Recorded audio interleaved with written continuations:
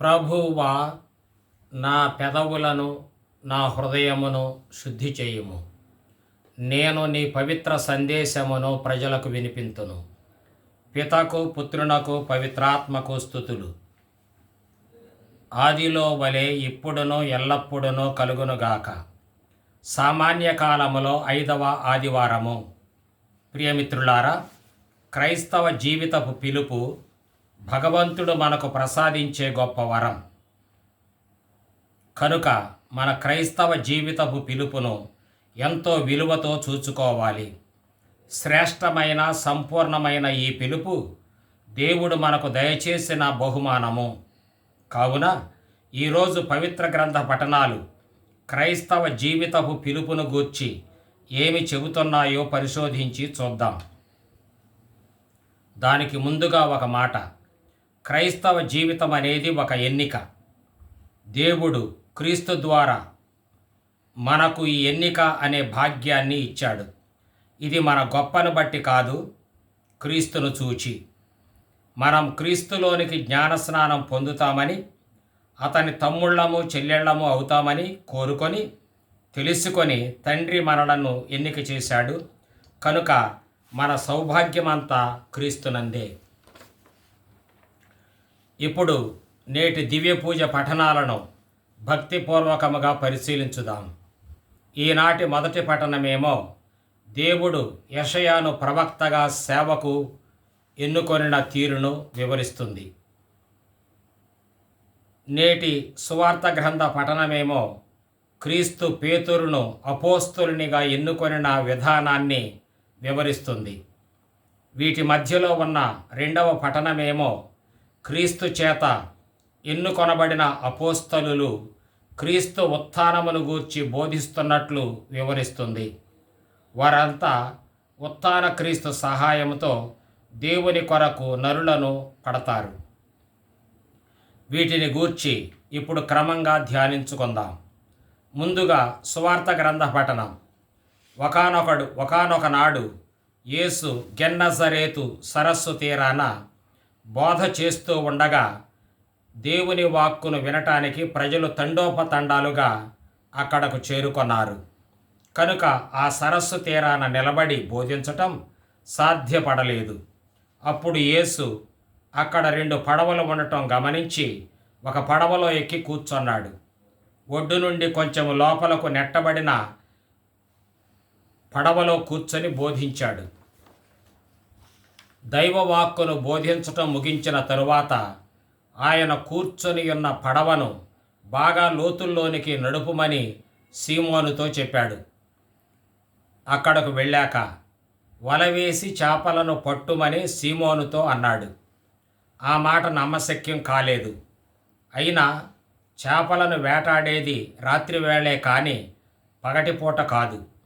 దానికి తోడు ముందటి రాత్రంతా శ్రమపడినా సరే ఒక్క చిన్ని చేపను కూడా వారు ఆ రాత్రి పట్టలేకపోయారు. దీనినంతటినీ సీమోను యేసువునకు వినిపించాడు. ఇంతలో అతనికి జ్ఞానోదయం అయ్యింది. కనుక వెంటనే సీమోను యేసుతో, ప్రభూ, అయినా నీ మాట మీద నమ్మకంతో వలవేస్తాను అని అన్నాడు. అలానే చేశాడు. తలవని తలంపుగా మహా అద్భుతం జరిగిపోయింది. వల లాగుతుంటే కదలటం లేదు. ఏమాత్రం తొందరపడినా వల పిగిలిపోయేటంతగా చేపలు పడ్డాయి. ఆ వలను లాగలేక ప్రక్క పడవలో ఉన్న వారిని కూడా తోడు రమ్మని అడిగారు. వారు వచ్చారు. 2 పడవల వారు వలను లాగారు. 2 పడవలు చేపలతో నిండిపోయాయి. చేపల బరువునకు ఆ పడవలు కూడా మునిగిపోయేలాగా ఉన్నాయి. ఈ సంఘటనను కన్నులారా చూచిన సిమోను యేసు పాదములపై పడ్డాడు. ప్రభూ, నేను పాపాత్ముడను, నన్ను విడిచి వెళ్ళిపో అని ప్రాధేయపడ్డాడు. ఇక్కడ కొంత తడవు మనము ఆగి ధ్యానం చేయవలసి ఉన్నది. ముందుగా యేసువు సీమోను పేతురుతో చెప్పిన మాటలను పరిశీలించుదాం. యేసు సీమోనుతో పడవను ఇంకను లోతునకు నడుపుము అని అన్నాడు. దీనినే లతీను భాషలో దుక్ ఇన్ ఆల్తుమ్ అని అంటారు. లోతునకు నడుపుము అనే ఈ ప్రయోగాన్ని 2వ జాన్ పావుల్ పోపు గారు నూతన సహస్రాబ్ది ఆరంభం సందర్భంగా విడుదల చేసిన ప్రేషిత లేఖలో పేర్కొన్నాడు. అన్ని విషయాలను మనం లోతుగా అర్థం చేసుకోవాలని పిలుపునిచ్చాడు. ఈ విషయంలో సాహసం కావాలని కూడా ఆయన సూచించాడు.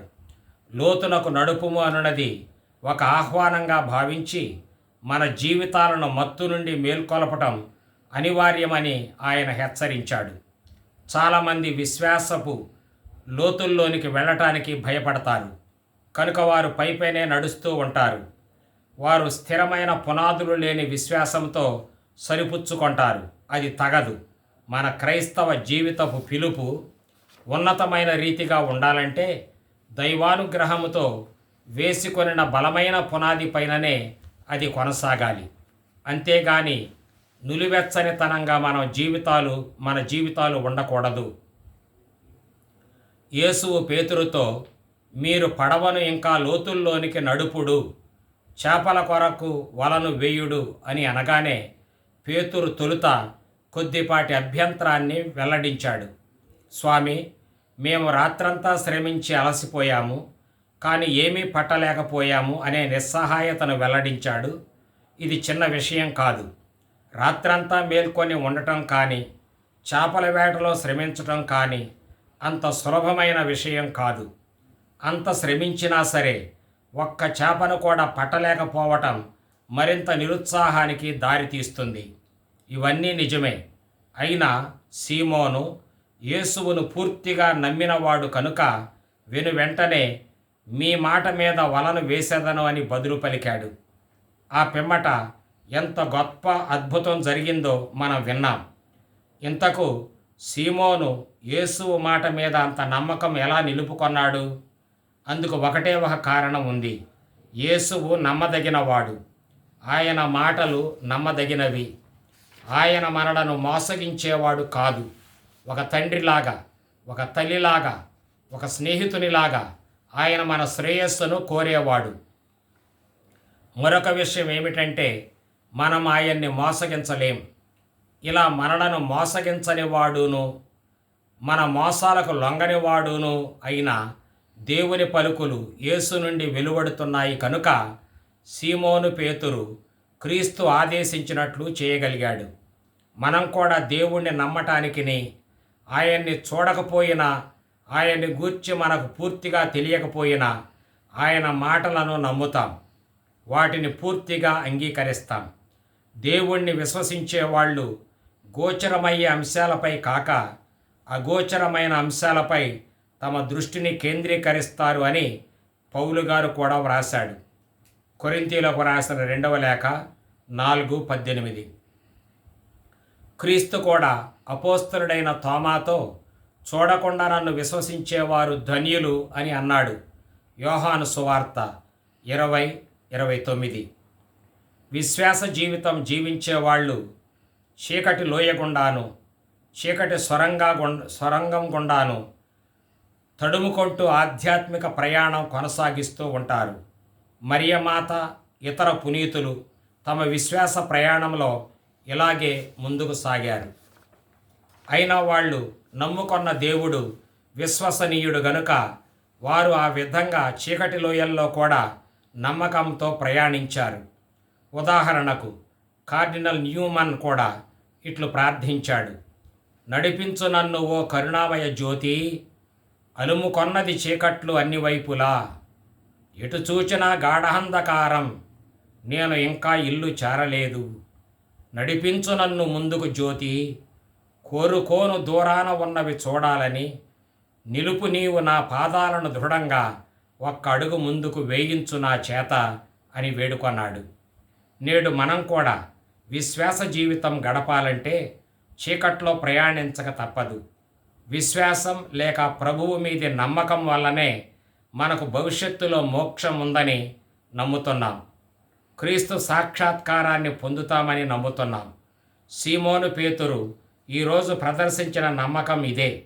క్రీస్తు మీది చలించని నమ్మకంతో ఆయన చెప్పినట్లు సీమోను పేతురు చేశాడు. అద్భుతంగా క్రీస్తు దైవాన్ని సాక్షాత్కారం చేసుకున్నాడు. తన ఎదుట పడవలో కూర్చున్నది, తన పనిలో సూచనలు ఇస్తున్నది స్వయంగా దేవుడేనని సీమోను గుర్తించాడు. కనుకనే అతడు క్రీస్తు పాదాలపై పడ్డాడు. అంతటి పవిత్ర దైవం తన పడవలో ఉండటం చూచి తన అల్పత్వాన్ని, తన పాపపు స్వభావాన్ని తలంచుకొని సీమోను పశ్చాత్తాపపడ్డాడు. పరమ పవిత్ర దేవుని సమక్షములో నిలువగల యోగ్యత తనకు స్వతహాగా లేదని గ్రహించాడు. ఈ తన అనర్హతను అంగీకరిస్తూనే ప్రభు, నా నుండి వెడలి పొమ్ము అని ప్రాధేయపడ్డాడు.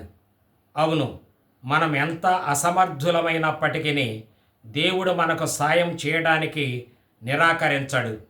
కానీ మనం ఆయన పవిత్రతను గుర్తిస్తూ అప్రమత్తంగా జీవిస్తూ ఉండాలి. సీమోను పేతురు ఒక మానవ మాతృడు, అల్ప స్వభావియే అయినా యేసు చెప్పిన మాటలను విశ్వసించి విధేయించాడు. ఇదెట్లు సాధ్యపడింది? దేవుని వరప్రసాదం సీమోను పేతురు బుద్ధిశక్తి మీద పనిచేసి అతని మనస్సునకు వెలుగును ప్రసాదించింది. ఈ రీతిగా క్రీస్తు ద్వారా పరమపిత మనతో మాట్లాడు మాటలకు మనం ఇచ్చే జవాబే విశ్వాసం లేక నమ్మకం. సీమోను పేతురు, ఆయన తోడివారు ఆ రాత్రి చేపల వేట పూర్తిగా విఫలమైందని చాలా దిగులుగా ఉన్న సమయం అది. తమ శ్రమంతా వృధా అయిందని బాధపడుతున్న తరుణం కూడా అదే. అట్టి బాధాకరమైన రోజున సీమోను పేతురు అతని సహచరులతో పాటు యేసు సూచించిన చోట చేపల కొరకు వల వేశారు. వాళ్ళంతటా వాళ్ళైతే పగటిపూట సాహసించి అంత పని చేయరు. కానీ యేసు సూచన మేరకు కేవలం యేసు మీది నమ్మకముతో ఆ పనిలో దిగారు. అనూహ్యమైన అద్భుత ఫలాన్ని చవిచూచారు. మన వంతు కూడా ఇదే. మనం ఏదైనా చిక్కులో ఉన్నప్పుడు ప్రభువును ఆశ్రయించాలి. ఆయన మనకు సూచనలు ఇస్తాడు. ఆయన సూచనలు మనకు ప్రోత్సాహకరంగా ఉంటాయి, మన విశ్వాసాన్ని పెంచుతాయి. అందువలన మనం మన జీవితాల్లో నిరాశకు తావీయరాదు. ఎందుకంటే యేసువు అందరి వలనే కేవలం ఒక సామాన్య మానవుడు మాత్రమే కాదు, కానీ ఆయన దేవుని కుమారుడు కూడా. సృష్టి చేయగల దేవుని శక్తి యేసువులోనూ ఉన్నది. అందువలన ఒక వ్యక్తి ఉదారంగా దేవుని సేవకు అంకితమైతే, ఆయన మీద నమ్మకం నిలుపుకుంటే ప్రభువు అత్యంత అద్భుత శక్తితో ఆ వ్యక్తిని లేక ఆ వ్యక్తులను ఆదుకుంటాడు. యేసువు ఇచ్చిన ఆదేశాన్ని అమలు జరిపిన సీమోను తదనంతరం జరిగిన అద్భుతాన్ని చూచి సంభ్రమాశ్చర్యాలతో చలించిపోయాడు. యేసువులో దైవ శక్తిని చవిచూచి గాఢంగా ప్రభావితుడయ్యాడు. యేసు దైవత్వాన్ని గూర్చిన మనోగత ముద్ర అతనిలో గట్టిగా దృఢపడింది. ఇదే అనుభూతి యెషయా ప్రవక్తకు కూడా కలిగింది. నేటి మొదటి పట్టణంలో యెషయా 6వ అధ్యాయం 1 నుంచి 8వ వచనం వరకు ఈ దృష్టాంతం ఉన్నది. యెషయా ప్రవక్త దేవాలయంలో ఒక దర్శనాన్ని పొందాడు. దానిని ప్రవక్త వివరించిన తీరు ఇది: ప్రభువు ఉన్నతమైన సింహాసనముపై ఆసీనుడై ఉండగా నేను చూచితిని. అతని అంగి అంచులు దేవాలయమును నింపెను. అతనికి పైభాగాన జ్వలించుచున్న దేవదూతలు నిలిచియుండిరి. వారిలో ఒక్కొక్కరికి 6 రెక్కలు ఉండెను. వారు 2 రెక్కలతో తమ ముఖమును, 2 కాళ్లను కప్పుకొని 2 ఎగురుచుండిరి. ఆ దేవదూతలు ఒకరితోనొకరు, సర్వశక్తిమంతుడైన ప్రభువు పవిత్రుడు, పవిత్రుడు, పవిత్రుడు అని ఎలుగెత్తి పలుకుచుండిరి అని ప్రవక్త వివరించాడు. యెషయా 6వ అధ్యాయం 1 నుంచి 3వ చరణం వరకు. జ్వలించుచున్న దేవదూతలు దేవుని పవిత్రతను ప్రకటిస్తూ ఉన్నారు. ఈ దేవదూతలతో క్రైస్తవ సమాజమంతా ఏకమై అనుదిన దివ్య పూజలో ఇదే స్తుతిగీతముతో దేవుడు పవిత్రుడు, ముమ్మాటికి పవిత్రుడు అంటూ ఆయనను స్తుతించటం గమనార్హం. ఒకానొకప్పుడు స్వర్గదూతల బృందగానం నేడు క్రీస్తు విశ్వాసులందరి బృందగానం అయ్యింది. కనుకనే దేవుని స్తుతితో ఒక్క పరలోకం మాత్రమే కాదు, ఈ భూలోకం కూడా నిండిపోయినది. ఈ స్తుతిగీతంతో దేవాలయపు పునాదులు కంపిస్తూ ఉన్నాయి. అయినా చాలామంది దేవుడు పవిత్రుడు, మహాపవిత్రుడు అనే సత్యాన్ని మనసులో ప్రవేశింపనివ్వకుండానే ఆయన్ను స్తుతిస్తూ ఉంటారు. అది శోచనీయం. అంత మాత్రాన మనం నిరాశపడనక్కరలేదు. ఒకరు గుర్తించినా లేక గుర్తించలేకపోయినా దేవుని మహోన్నతమైన పావిత్ర్యం మొక్కపోదు. కానీ దేవుని పావనత్వాన్ని గ్రహించగలగటం దేవుని అనుగ్రహమే. ఈ అనుగ్రహం కలిగి దేవుని పావిత్ర్యాన్ని ప్రస్తుతించేవారు ప్రార్థనలో దృఢంగా నిమగ్నం కాగలుగుతారు. ఇంతటి స్వర్గలోకపు దర్శనాన్ని పొందిన యెషయా ప్రవక్త, నేను అయ్యో చెడితిని గదా, సర్వశక్తిమంతుడైన రాజును నా కనులతో చూచితిని గదా అని తాను ఇక చనిపోతాడేమోనని భయపడ్డాడు.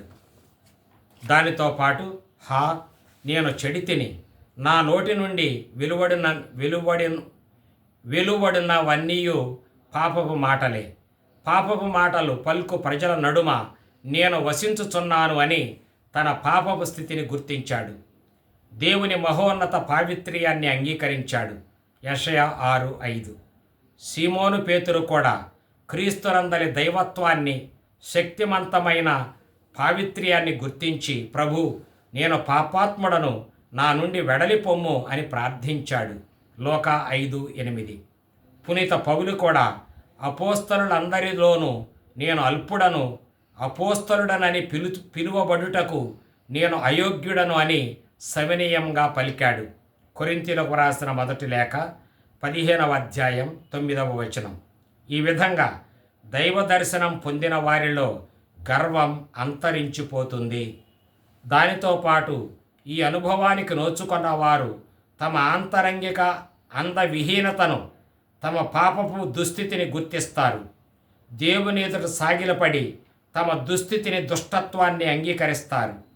ఎంతో పవిత్రుడైన దేవునితో మన జీవితాలను పోల్చుకుంటే నక్కకు నాకలోకానికి మధ్య ఉన్న తేడా ఆ సమయంలో బాగా కనిపిస్తుంది. అయినప్పటికీ మేము పాపులము, మేము అల్పులము, మేము అనర్హులము అని ఒప్పుకొనిన సీమోను పేతురును, పౌలును, యెషయాను దేవుడు శుద్ధీకరించాడు. వారిని దేవుడు తన సేవకు పిలుచుకొన్నాడు. తన ప్రేషితులుగా వారిని ఎన్నుకొన్నాడు. తన తరపున ప్రజలకు దేవుని పవిత్ర సందేశమును వినిపించుటకు రాయబారులుగా వారిని నియమించాడు.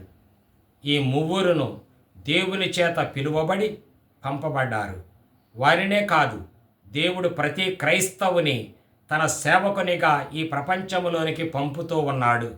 కనుక మనలో ఎవరము కూడా నేను క్రీస్తు విశ్వాసిని, నేను క్రీస్తు శిష్యుణ్ణి, శిష్యురాలను, నేను క్రీస్తు అనుయాయిని అని చెప్పి సరిపెట్టుకోకూడదు. మనం పంపబడటానికి పిలువబడిన అపోస్తలులము లేక ప్రేషితులము అని మరువకూడదు. అంతేకాక ప్రేషిత ధర్మాన్ని నిర్వహించే సిద్ధపాటుతో మనం ప్రభువు ఆదేశాల కొరకు ఎదురు చూస్తూ ఉండాలి. ఈ ఉద్దేశముతోనే దేవదూత నిప్పు కణికతో తాకి యెషయా పెదవులను శుద్ధి చేయగానే యెషయా, ప్రభు, నీవు పంపెదవేని నేను నీ దూతగా వెళ్ళుటకు సిద్ధముగా ఉన్నాను అని పలికాడు.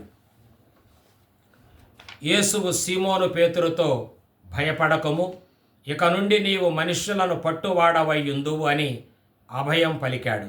లూకా 5:10. నా తోడ్పాటుతో నీవు ఇన్ని చేపలు పట్టగలిగావు గదా, అదే రీతిగా నా సహాయంతో నీవు ఎంతమందిని నా శిష్యులుగా మార్చగలవో యోచించు అని యేసువు పేతురును హెచ్చరించాడు. పునీత పౌలు కూడా తానెంతో అయోగ్యుడను అని ఒప్పుకొన్నాడు. కానీ దేవుని కృప వలన నేను ఇతర అపోస్తలుల కంటేను ఎంతయో అధికముగా శ్రమించి తిని అని అన్నాడు. అయినను అది నిజముగా నా ప్రయాస కాదు, అది నా ద్వారా పనిచేయు దేవుని కృపయే అని అంగీకరించాడు. ఆయనను ప్రేమతో పిలిచి, కనికరముతో క్షమించి, ఉదారముతో ప్రేషితునిగా రూపొందించిన దేవునికి కృతజ్ఞతలు తెలియజేశాడు. చేపలు పట్టే మిమ్ములను నరులను పట్టేవారిగా చేస్తాను అని అన్నాడు ప్రభువు. అంటే చేపలు పట్టటం, మనుష్యులను పట్టటం అనేవి రెండు ఒకటేనా? కాదు, ఇది పోలిక మాత్రమే. మనుష్యులను దేవుని చెంతకు రాబట్టటం అనేది మానవ క్రియ కాదు, అది దేవుని క్రియ. ఈ దైవిక క్రియలో ఒక వ్యక్తి కానీ, ఒక అపోస్తలుడు కానీ, ఒక శిష్యుడు కానీ దేవుని చేతిలో ఒక పరికరంగా లాంటి వాడు. వీరిని సాధనాలుగా వాడుకుంటూ దేవుడు తన వద్దకు ప్రజలను ఆకర్షించుకుంటూ ఉంటాడు. అందువలన దేవుని సేవలో ఉపకరణాలైన ఈ వ్యక్తులు ఎంతో వినయముతో మెలగాలి, దేవునితో సహకరించాలి, క్రీస్తుతో పాటు క్రీస్తు కార్యాన్ని ఉదార బుద్ధితో నిర్వహించాలి.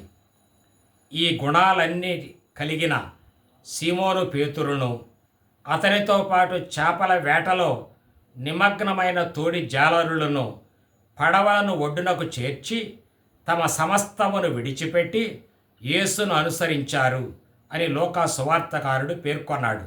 లూకా 5:11. మనుష్యులను పట్టటానికి తగిన తర్ఫీదు పొందటం కొరకు యేసును వెంబడించారు. వారు ఆయనతో పాటు ఉండిపోయారు. ఆయన వద్ద నుండి ప్రజల మధ్యకు పంపబడిన ప్రేషితులు అయ్యారు. ఈ విధంగా పిలువబడి పంపబడిన ఈ ప్రేషిత బృందం చేపట్టవలసిన ఉద్యమం ఏమిటి? వారు ప్రధానంగా క్రీస్తు మరణాన్ని, ఆయన పునరుత్థానాన్ని, మానవులకు రక్షణ ప్రాప్తి నొసగే ఘట్టాలుగా వారు ప్రపంచ జనులకు ప్రకటిస్తారు. ఈరోజు పునీత పౌలు 2వ పఠనంలో ఈ సంగతిని ఇట్లు వివరించాడు. దీనినే రక్షణ శుభవార్త అని అంటున్నాము. ఈ శుభ సమాచారాన్ని పౌలు ఇట్లు వివరించాడు. పరిశుద్ధ గ్రంథమున వ్రాయబడినట్లు క్రీస్తు మన పాపముల కొరకై మరణించను. పరిశుద్ధ గ్రంథం ప్రకారమే ఆయన సమాధి చేయబడి 3వ దినమున సజీవుడిగా లేవనెత్తబడెను అని కొరింథీయులకు రాసిన మొదటి లేఖ 15:4. ఆ పిమ్మట ఉత్థాన క్రీస్తును వారు దర్శించినట్లు పేర్కొన్నాడు. సజీవుడిగా లేచిన ఉత్థాన క్రీస్తు ముందుగా ఒక కేఫాకు అనగా పేతురునకే కాక తదుపరి 12 అపోస్తలులకును కనబడెను. పిమ్మట ఒకే పర్యాయము తన అనుచరులలో 500 మందికి పైగా కనబడెను. ఆ పైన యాకోబునకును తదుపరి అపోస్తలులందరికీ ఆయన ప్రత్యక్షమాయను, నాకును కనిపించను అని వ్రాశాడు. కొరింథీయులకు రాసిన మొదటి లేఖ 15వ అధ్యాయంలో 5-7 వరకు.